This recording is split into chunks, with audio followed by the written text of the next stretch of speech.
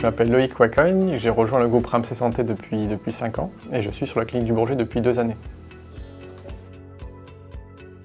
Un établissement SMR, ce qui signifie soins médicaux et de réadaptation, est un établissement qui va prendre en charge des patients avec 2 sources d'adressage, soit un établissement MCO qui va traiter une phase aiguë en amont, soit maintenant de plus en plus via le changement SMR de la médecine de ville. Puis une fois que ce patient est accueilli, il est pris en charge par un médecin référent, qui va, au regard de la situation du patient, projeter une ambition médicale, une ambition sociale pour le patient.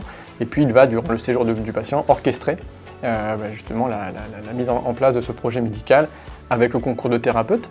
Donc je vais citer certains thérapeutes, les kinésithérapeutes par exemple, ergothérapeutes, enseignants APA, orthophonistes, neuropsychologues, psychologues, diététiciens également, et puis également une équipe de soignants qui vont accompagner le patient dans la vie quotidienne. Et puis encore une fois, fort de cette équipe, fort de cette orchestration par le médecin référent, on va comme ça accompagner le patient dans l'atteinte des objectifs médicaux et sociaux qui vont lui être proposés. Au regard de la spécificité du SMR, des autorisations du SMR, le métier du praticien, en tous les cas la formation du praticien va être différent. On exerce les prises en charge suite à des autorisations qui nous sont accordées par l'ARS. Sur la clinique du Bourget par exemple, on dispose d'autorisations neurologiques et locomoteurs. Ce qui fait qu'a priori, les praticiens ont un cursus de médecine physique et de réadaptation. On peut avoir également de la médecine générale, on peut avoir également des cardiologues, on peut avoir aussi parfois des neurologues qui nous rejoignent.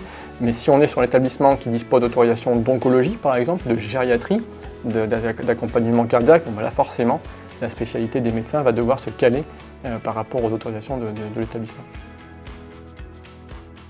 C'est une dynamique qui est assez extraordinaire. On vient de changer d'appellation. On s'appelait jusqu'à peu SSR, donc soins de suite et de réadaptation.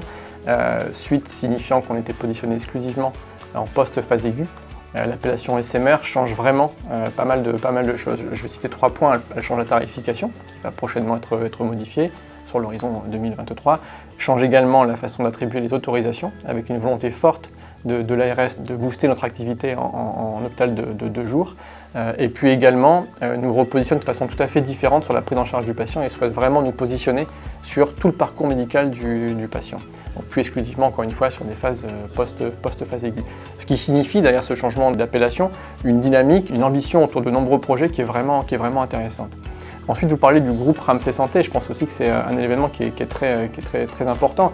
Le groupe Ramsay Santé, il a vraiment une ambition très affirmée d'être dans une prise en charge du patient qui soit vraiment avec un niveau d'excellence qui soit certain, et puis un accompagnement des moyens financiers qui sont accordés pour justement faire en sorte qu'on soit au niveau de nos ambitions dans la prise en charge de nos patients.